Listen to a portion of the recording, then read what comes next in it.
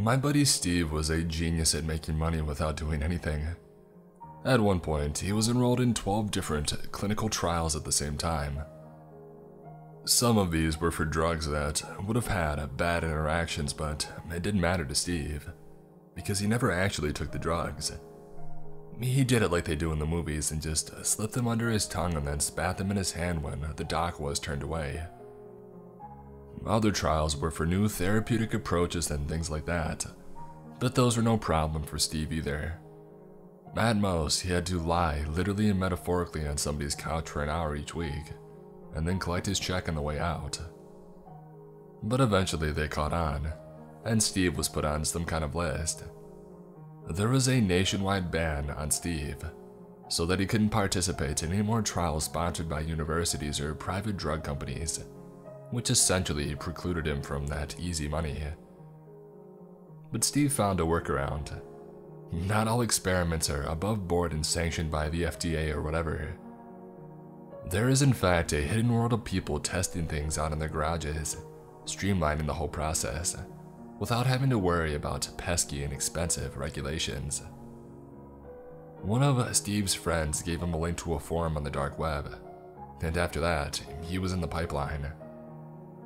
The thing about these experiments is that these were for, say, a new drug. They didn't trust you to just swallow the pill. You had to open your mouth and lift your tongue. You had to actually take the thing, because these people weren't messing around. But boy did they pay. One morning, I was awakened by an insanely loud banging at my apartment door. "Who's that?" moaned my girlfriend, Sophia. I looked at the clock with blurry eyes. It was 5:55 a.m. "Open up, dude," shouted Steve from the hallway. "Oh, forget him," said Sophia. "He could be in trouble," I said, shooting out of bed full of adrenaline. I answered the door in my boxers, and there was Steve bouncing up and down, his pupils each the size of the full moon. "Are you okay?" I asked. "I'm awesome," said Steve. "Holy crap, dude, this stuff. They gave me $1,000 to take one pill, and it rules so much. It feels so good. My God, Jay, oh my God." My head hurt as I tried to piece together a thought. "So you're high, and you came to tell me that you got paid a lot of money to get high." I felt a surge of rage welling up deep inside me. "Yeah, I mean, no. Look, man, you're my best friend. I love you. I love you so much. I want to... No, listen. I came here because, look, there's money. A lot of money for me and for you. $20,000 for a video game. To play a video game or something, dude. 20 grand. To play a video game for a few hours. Look, I'm just telling you this because I love you. You don't need to take drugs or anything. Just do some virtual reality stuff for a few hours and boom. 20 grand in your pocket, like that." The flood of rage died down as I tried to make sense of what Steve was saying. I couldn't. "What are you saying?" I asked. "Why are you here before the crack of dawn? Sophia's pissed and so am I, really." No, said Steve, with a horrified look in his face. "No, I want you to be happy. Sophia too. Look. You still have that Tor browser that I set you up with and all that?" I guess so." Good. Listen, look." Steve jammed his hand in his pocket and pulled out a piece of paper. "Look, just type this in and you'll see. Easy money, okay? $20,000. You can finally buy that engagement ring you've been..." I reached down and smacked Steve across the side of the head. "Jesus Christ, dude, keep it down, yeah?" Steve looked shocked and hurt for a moment before the realization dawned on him. "Oh, crap, my bad, I'm sorry, dude, I'm sorry. I wish I could delete it. Listen, are you going to check this out or what?" He held out the crumpled piece of paper to me. I took it and shrugged. "I'll check it out, Steve, but that's it for now. Why don't you head home and sleep this one off, huh?" "Yes," said Steve, nodding his head like crazy. "Yes, check it out. I'll sleep it off." I started to close the door, but he stuck his foot in just before it closed. Dude. Yeah? Can I use your bathroom? I opened the door inside as he rushed into the bathroom and started puking his guts out. Steve received a ban from our apartment after that, but we stayed in touch. He would text me every few hours asking if I had checked out the advertisement for the video game trial yet. The truth was that I had checked it out as soon as he had left that morning, but I was undecided. On the one hand, the $20,000 sure was intriguing. That was almost half again as much as I made in a year, more than half after taxes. And I had a feeling that this wasn't the sort of gig where they took taxes out. I would be able to do a lot with the money. Take Sophia out to all kinds of dinners, maybe take a vacation and travel somewhere interesting. The kind of things we always wanted to do but never could afford to do. But then too, yes, there was that engagement ring. Sophia would say yes either way, even if I presented her with some rolled up aluminum foil. But I wanted it to be special. I wanted it to be special, but I couldn't afford to make it special. On the other hand, well, the whole thing was really sketchy. Who pays some Joe off the street $20K to test out a video game? And why go through such shady channels to set the thing up? I knew from the start that nothing good could come from it. I knew that, but I did it anyway. Alright, I wrote in a text to Steve. I'm in for the video game thing. My man, we're gonna be swimming in freaking caviar, my dude. Steve and I drove to the address together. It was, strangely, a respectable looking office building. We went up to the entrance and looked at the map of the building. There was a lawyer in there, a counselor, an accountant, and so forth. Crap, said Steve. Which office is it? On cue, his phone buzzed. Oh, he said. The basement. The basement? I asked. Not for real, the basement? I don't know about this, man. Come on, dude. $20,000, and in such a nice building, too. I'm used to going to crazy people's garages and swallowing God knows what. This is gonna be cake. I nodded, but as we walked to the elevator, my sense of unease grew larger and larger until it was screaming at me. Turn around, whatever this is, it's bad. It's just a video game, I muttered. What's that? Asked Steve. I snapped out of it. I said, let's go play this dumb video game and get paid. That's the attitude, said Steve, grinning, as the elevator door slid closed behind me. We rode down to the basement as I tried to calm myself down. It's a video game, in the basement of a respectable office. Probably they could only afford to rent the basement. I shut myself up before I could ask. They could only afford to rent the basement, but they're paying you $20K each. When we reached the bottom, the door slid open and the first thing that I saw was a man and a woman, sitting at a plastic work table in the middle of a large room. Other than that, it looked like a standard basement with equipment like boilers and hot water heaters, and exposed wiring and concrete floors. Welcome, said the woman. Steven and Jason, is that right? That's us, said Steve, stepping off the elevator. I followed behind and watched as the woman wrote something on a clipboard. That's fantastic, said the man. Right on time, well. A few minutes late, but that's okay. He laughed. It happens, said the woman, smiling. People have things to do, and we respect that here. That's why we're going to get right down to business. Or, nearly so. First, we need you to sign the contract. The woman held out 2 clipboards and we each took one. Before I looked at it, I took a moment to note that my unease had not subsided, despite the surface friendliness of the man and the woman. Somehow that made it more bizarre, that they were just sitting there, so poised amongst the plumbing pipes running overhead, ready to offer us a lot of money to play a video game. Where do we play the game? I asked, looking around. I don't see a TV or anything. Up here, said the man, tapping his head. I started, but Steve gave me a nudge. They'll tell us what to do, he said. Just sign the contract, dude. He scrawled some information into a few boxes and dashed off a signature while I read more closely. The participant agrees to not exceed compensation beyond the predetermined amount. In this case, the predetermined amount is 20,000 USD for participating in one trial game of Total Control TC. The makers of TC and the administrators of the trial hereby relieve themselves of all liability for any injuries sustained during gameplay, with the express agreements of the participant. Injuries? I asked. What kind of game is this? The woman smiled. Unfortunately, we're not allowed to tell you anything about the game until you sign the contract. After that, you'll know all about it.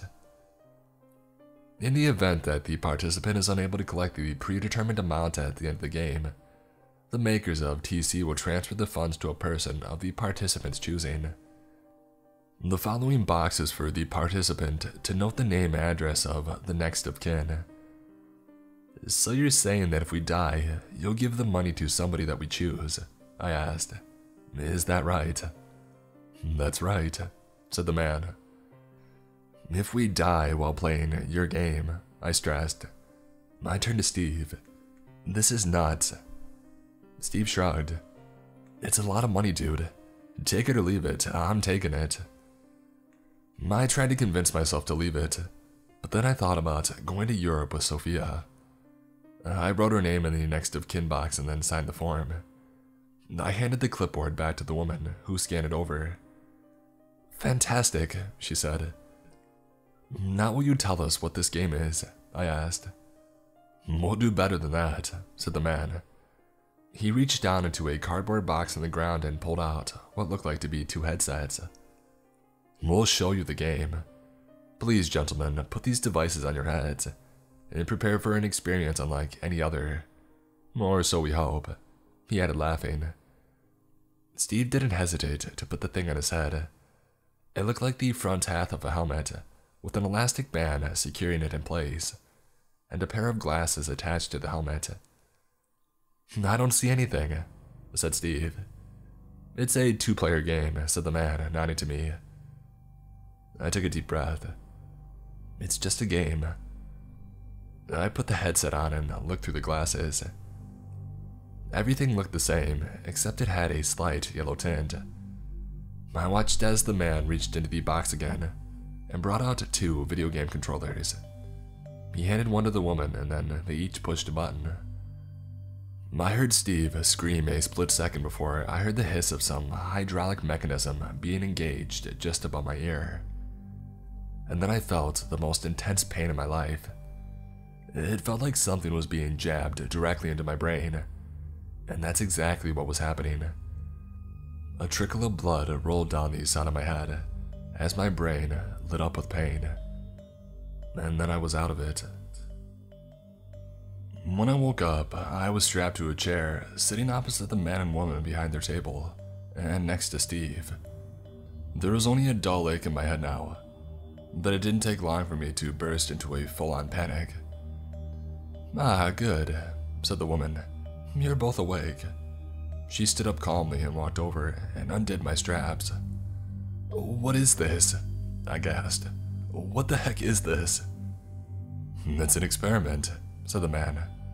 Don't worry, we've ironed out some kinks since the last time that we tried it. What experiment? I asked, standing up on wobbly legs.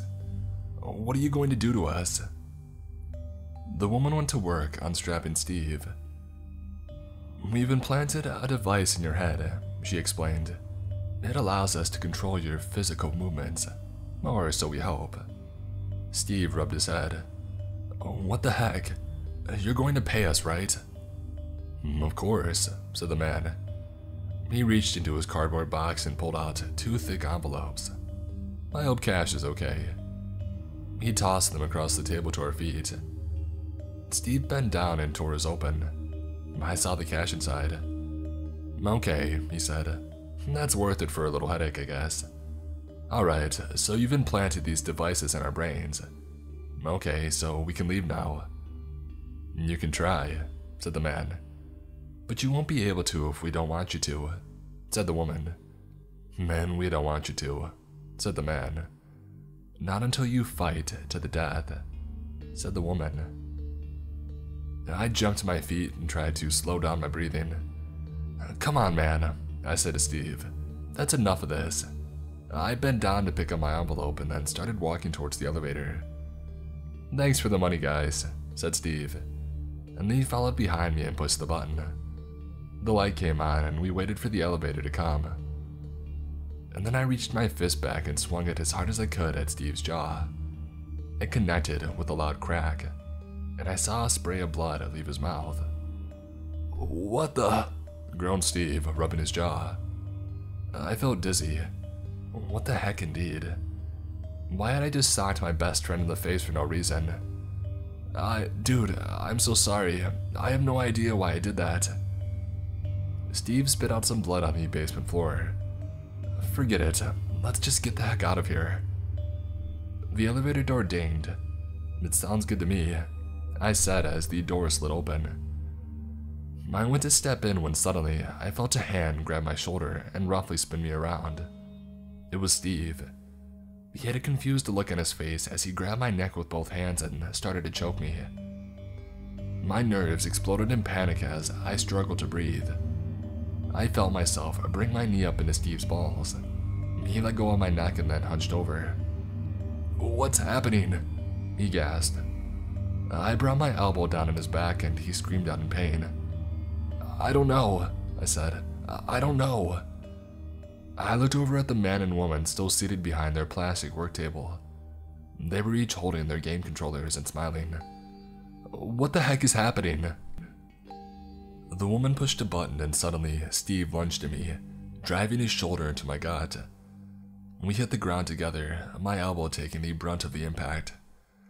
I'm so sorry, cried Steve. I can't stop it. I reached up and grabbed Steve's face in my hand. I didn't want to. I tried to make myself stop, but I couldn't. I began squeezing between my thumb and middle finger, which were spread out and gripped into the spot behind his eye socket. Stop this, I shouted. Steve sunk into my palm with his teeth and tore a chunk of my hand off. I felt a searing pain and a deep fear as he spit my skin onto the ground. I tried to will myself to stay still, but I couldn't. I punched him in the eye. When his head jerked back from the blow, I pushed against his chest and twisted around, so that now I was on top of him. I took a clump of his hair in my hand and began smashing his head against the floor, again and again and again. I was crying. I was begging myself to stop. I was begging the man and the woman to stop whatever they were doing.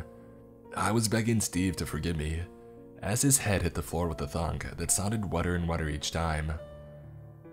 Okay, said the man after a while. That's enough. My player's gone now. I heard the woman laugh.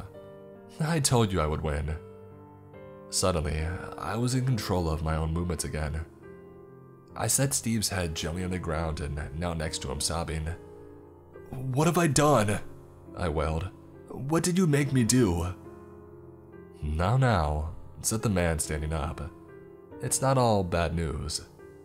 He walked over and picked up the envelope of cash that Steve had dropped. He did name you as his next of kin, so you've just made $40,000. I looked up at him with blurry eyes. You monsters, I said, standing up. I'll kill you. I ran at him, full of rage, with my arms outstretched. But when I got to him, I slowed down, spread my arms wider and embraced him in a friendly hug. My mind screamed in terror and rage, but my body wouldn't respond. We control you now, said the woman. We're happy to let it go at this. You served our purpose as a beta tester. We'll let you get in that elevator with your money, and you'll never hear from us again, if you honor your contract. Do you remember your contract? There's a copy of it in your back pocket. There's one bit that you should pay careful attention to. The bit about how you are never going to tell anyone anything close to what happened here. Don't worry about coming up with an explanation for your friend. We'll take care of that. All that you have to do about this all is literally nothing. Don't say a word. You're probably best forgetting it ever happened. There's a hose in the corner, said the man. clean yourself up, take your money, and leave. I did that. I just wasn't sure if I was the one doing it. After what I did to Steve, my life fell apart. Of course it did. I knew that I wasn't in control of my actions at the time, but that didn't help at all. I had watched the life leave his eyes, and I had gone on smashing his head against the concrete over and over. I had nightmares about it every night, and the worst part was that I couldn't tell anyone about it. What was I supposed to do? Turn myself into the police for doing what I did to my best friend, literally against my will? How would that help anything? I wanted to tell Sophia. I wanted to tell her so badly, but I couldn't. Those people had put the fear in me. We started doing fancy things together with the money, like going out to eat, but it was no good. It was like part of me had died when Steve had died, when I had bashed the life out of him. Sophia didn't want fancy dinners and all the things that money can buy. She wanted me, but I wasn't there anymore. I started drinking more and more. I considered ending it. Not seriously at first, but as time went by, it seemed more and more like a viable option. Anything to stop the never-ending guilt and grief. For her part, Sophia stuck with me for longer than could have been hoped for. But finally, it got to be too much. It was clear enough that things were over well before the night we lay in bed together, after yet another failed attempt at making love. "I can't do this anymore, Jay," she said. "I love you, but something changed after Steve's accident. I know that he was your best friend and it tore your heart out. But what about life? What about me? You didn't die, I didn't die, we're still here, and I can't do it anymore. It's been 3 months and I don't think I've heard you laugh once. I'm not blaming you, and I can't tell you how much I wanted to be able to do this. It's my failure really, but like I said, we're still alive and I want to live while I can, and I want you to live too." I clenched my jaw trying to fight back the tears. I tried to think rationally. If you really love her, you'll tell her to screw off, but I didn't. "I have to tell you something," I said. And then, as my soul screamed in horror, I smothered her with a pillow. I'd been in bed with Sophia's corpse for 2 days now. Yesterday, I got a text. "We have gathered all the data we need. Your contract has been fulfilled. Your unit has been deactivated. We thank you for your participation and wish you the best of luck."